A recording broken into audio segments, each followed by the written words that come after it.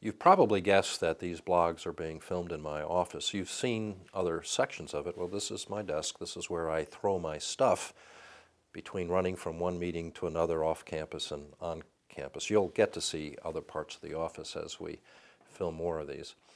Just prior to the break, I held a formal leadership meeting with deans, vice presidents, vice chancellors, presidents, faculty and staff leaders, and trustees from across the district, after which I issued a call to action to the entire Alamo College's family designed, one, to energize the entire Alamo College's family to engage in a deep, problem-solving discussion in a short period of time to acknowledge the profound changes that are impacting higher education, the Alamo Colleges, and frankly, each and every one of us.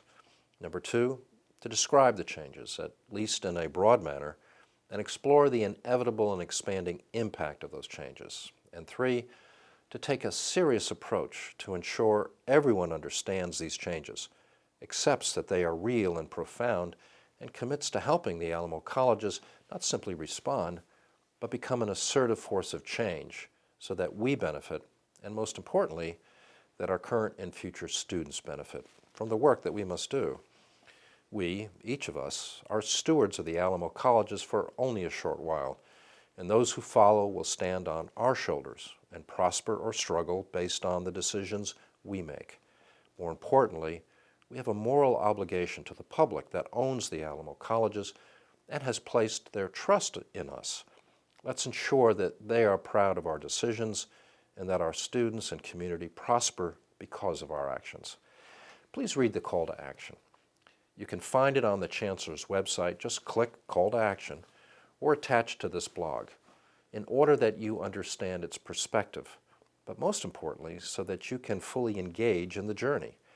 Let me also encourage you to engage actively in the national discussion, whether it's through the New York Times, Harvard Business Review, Forbes, the Wall Street Journal, or the Chronicle of Higher Education. These and many other media outlets are filled with chronicles of colleges struggling, new technologies emerging, and forces of disruptive innovation's impact on the very foundations of our curriculum. Certainly, pay close attention to the just opened Texas legislative session, as new policies that will have deep impact on us will be adopted. New books, movies, and hosts of new companies are being created to engage in what many see as a new era, with enormous potential to make dramatic improvements in teaching and learning. So it's not that we should be afraid and resistant to these forces, but rather that we should embrace the positive opportunities, free ourselves from our restrictions, and open ourselves to great possibilities.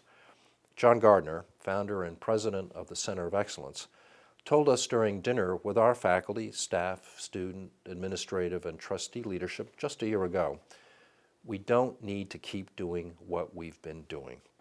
It's a simple statement, but it is difficult to even consider such a thing when our traditions, culture, philosophies, and perceptions are so strong. One of the best books I've recently read, in fact, I didn't discover it until after distributing the call to action, is Harvard professor Clayton Christensen's The Innovative University.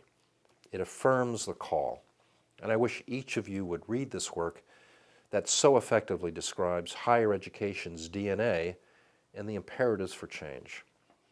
Attached to this message is the link to the call, as well as the initial outcomes of the breakout discussions that took place among the participants at the call to action meeting in December.